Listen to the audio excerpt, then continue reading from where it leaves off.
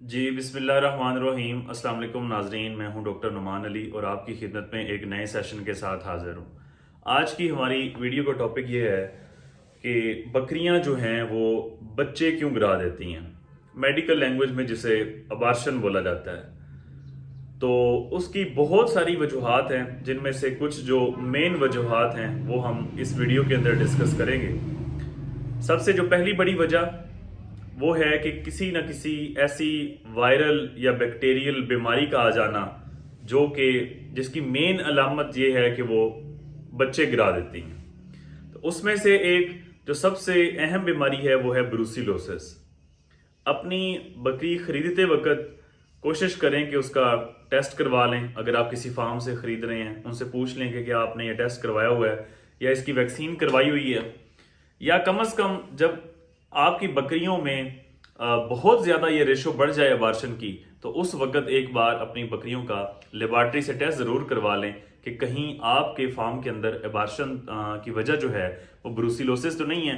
क्योंकि अगर एक दो या तीन जानवर भी हुए और बाकी जानवर जो है वो उसी के साथ अगर खाना पीना खाते रहे, उसी के साथ पानी भी पीते रहे और बाकी यूरिन वगैरह भी उनका वहीं हुआ, तो हो सकता है कि वो आपका जो सारा फार्म है वो सारा ही इसी बीमारी की लपेट के अंदर आ जाए। ब्रूसिलोसिस याद रखिएगा, अगर आपके फार्म पे ज़्यादा मसला है, अबार्शन का, बकरियां ज़्यादा बार बार बच्चे गिरा रही हैं, तो ज़रूर उनका आप ब्रूसिलोसिस का लेबॉर्ट्री के थ्रू टेस्ट करवाएं। दूसरी जो अहम बीमारी वो पीपीआर, काटा बीमारी जिसे बोलते हैं। ये बीमारी तो ज़बान ज़देआम है, हर शख्स जो बकरियां रखता है उसे और नहीं तो पीपीआर की बीमारी का ज़रूर पता होता है। तो पीपीआर भी एक बड़ी वजह है अबार्शन की, बकरियों के बच्चा गिराने की। तो कोशिश करें कि इस बीमारी की भी हर साल आप वैक्सीन करें और जो एहतियात है वो इलाज से बेहतर है। एहतियात करें पहले ही, जब ये एक बार बीमारी, कोई भी वायरस की बीमारी, जिस तरह कोरोना बीमारी इंसानों में आई थी, तो जो भी बीमारी वायरल हो उसका इलाज करना फिर मुश्किल हो जाता है, इलाज उसका इतना अच्छा नहीं हो पाता। तो बेहतर यही है कि वैक्सीन करें और अपने जानवरों को बीमारी से बचाएं। इसकी एक और बड़ी वजह भी होती है इस बीमारी के फैलाव की, कि जब हमारे फार्मर हजरात जो होते हैं वो मंडियों से जब लेके आते हैं जानवर नए, तो उनको क्वारंटाइन नहीं करते, उनको अपने फार्म में मिक्स करने से पहले उनको अलहदा नहीं रखते। तो कोशिश करें कि जब भी कोई जानवर किसी दूसरे के फार्म से लेके आए या मंडी से लेके आए, तो उसको 5, 10, 15 दिन के लिए आप अलहदा रखें। उसको देखें कि उसके अंदर किसी किस्म के भी किसी भी बीमारी की अलामत तो नहीं आ रही। अगर कोई बीमारी की अलामत आती हैं तो पहले उसे ठीक करें, इलाज करें। जब वो जानवर बिल्कुल ठीक हो जाए, आपको लगे कि हाँ अब ये जानवर बिल्कुल ठीक है, तसल्ली बख्श है, इसके अंदर कोई बीमारी नहीं है, तो फिर आप उसे वैक्सीन कर लें। फिर उसके बाद अपने जो ग्रुप है आपके जानवरों का उसके अंदर इंटर करें। तो ये रिस्क आप ना लें कि आप दूसरे की बात पे जाएं कि ये जानवर बिल्कुल ठीक है, ये इसे वैक्सीन भी हुई है। आप उसे क्वारंटाइन करके अपनी ऑब्जर्वेशन के अंदर 10-15 दिन जरूर रखें, उसके बाद अपने जानवरों के अंदर उसे ऐड कर लें। उसके बाद एक और बड़ी बीमारी लिस्टरियोसिस की, उसका भी आप ख्याल रखें, वो भी एक बड़ी वजह है अबार्शन की। ये तो बीमारियां हैं और इसी तरह की और भी काफ़ी सारी बीमारियां वजह बन सकती हैं अबार्शन की। मेन जो बीमारियां हैं वो अक्सर बकरियों और भेड़ों में यही होती हैं। उसके बाद जो दूसरा बड़ा फैक्टर है बकरियों के अबार्शन का, बकरियों में जो बच्चे हैं उनके गिराने का, वो है स्ट्रेस। अब चाहे वो स्ट्रेस किसी बीमारी की वजह से हो, चाहे वो स्ट्रेस वेदर कंडीशन की वजह से हो। अगर टेम्परेचर बहुत ज्यादा कम हो रहा है, जिस तरह अभी सर्दियां चल रही हैं, अगर हम उनके टेम्परेचर को मैनेज नहीं करेंगे, खुली सर्दी उन पे पड़ने देंगे, तो बच्चे हो सकता है वो गिरा दे। अगर गर्मी बहुत ज्यादा है, हमने उनके लिए इंतजाम नहीं किया ताज़ा पानी का, नहलवाने का, तो वो भी एक वजह। किसी भी वजह से अगर बकरी को स्ट्रेस की लेवल एक हद तक, हर जानवर स्ट्रेस का लेवल बर्दाश्त करता है, एक हद तक गर्मी, एक हद तक सर्दी, उसके बाद उसके जिस्म में तब्दीलियां होना शुरू हो जाती हैं।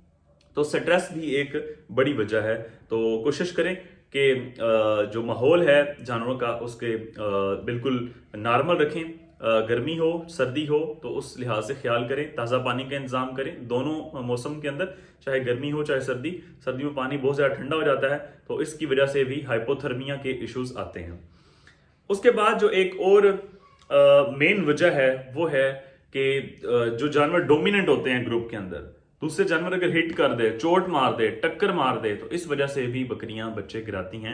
इस वजह से कोशिश करें कि आप जानवरों को ऑब्जर्व करें, जो जानवर जिसकी ये आदत है टक्कर वगैरह मारने की, उसको आप अलहदा बांधें। तो ये भी एक वजह है बच्चे गिराने की। उसके बाद यूट्रस के अंदर कोई इन्फेक्शन वगैरह चल रहा है तो वो भी बच्चे गिराने की एक वजह बन सकता है। जानवर के अंदर ब्लड की कमी हो गई है, चाहे वो पेट के कीड़ों की वजह से है, चाहे वो खून के कीड़ों की वजह से है। तो अगर आपको लग रहा है कि पेट या खून के कीड़ों की वजह से कमी हुई है, किसी इंजरी की वजह से कमी नहीं हुई, तो आप टेस्ट करवाएं। जो फीकल है, जो मेंगने हैं, उनको आप लेबॉर्ट्री में भेजें और ताज़ा उनके साथ मिट्टी वगैरह ना लगी हो उसका टेस्ट करवाएं, ब्लड टेस्ट वगैरह करवाएं। तो अगर ब्लड में कीड़े मौजूद हैं तो उसकी अगर वो कीड़े ही सारी खुराक ले रहे हैं तो अल्टीमेटली उसका इफेक्ट यही आएगा कि बकरी जो है वो बच्चे गिरा देगी।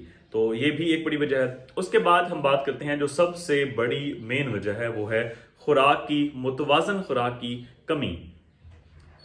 जब बकरी तीसरे चौथे महीने के अंदर पहुंच गई है प्रेग्नेंट, तो इस स्टेज में अब बकरी को अपनी जो जान है उसको भी मेंटेन रखना है, बचाना है, अपनी जो एनर्जी है उसको भी रखना है। और दूसरे नंबर पे अगर बकरी के पेट के अंदर 2 या 3 या एक भी बच्चा मौजूद है तो उसे उसकी भी खुराक देनी है। बच्चे का साइज तीसरे चौथे महीने के अंदर जाके बड़ा होना शुरू हो जाता है, तो इस वक्त उसे एनर्जी की डिमांड बढ़ जाती है। तो इस वक्त बकरी को हमने एक तो खुराक ज्यादा देनी है क्योंकि उसकी डिमांड बढ़ गई है। दूसरे नंबर पे चूंकि बच्चे का साइज बढ़ रहा है तो इस वजह से जो मैदा है उस पर प्रेशर आ रहा है। मैदे का साइज छोटा हो रहा है, उसकी कैपेसिटी खुराक खाने की, खुराक अपने अंदर जमा करने की वो कम हो रही है क्योंकि पीछे बच्चे का साइज बड़ा हो चुका है, डिमांड बढ़ गई है, जगह थोड़ी है। तो इस वक्त हमें उसे इस तरह की खुराक देनी है जिसकी मिकदार तो थोड़ी हो लेकिन वो ज्यादा ताकत दे। तो इस वक्त हम बेहतरीन ये टाइम है वनडे के इस्तेमाल करने का, बेहतरीन टाइम है गंदम के दलिया, गंदम के दाने के इस्तेमाल करने का, मकई के दाने का इस्तेमाल करने का, खलों के इस्तेमाल करने का, कैल्शियम का कोई सोर्स, क्योंकि इस वक्त हड्डियां बन रही हैं, बच्चों की बड़ी हो रही हैं, तो कैल्शियम की कमी भी हो सकती है। एनर्जी का कोई भी सोर्स इस वक्त आप उसे गुड़ का इस्तेमाल करवाएं, तो शीरे का इस्तेमाल करवाएं, वनडे का इस्तेमाल करवाएं। तो इस वक्त जानवर को ऐसी खुराक दी जाए जिसमें एनर्जी, प्रोटीन ज्यादा हो लेकिन वो मिकदार उसकी कम हो।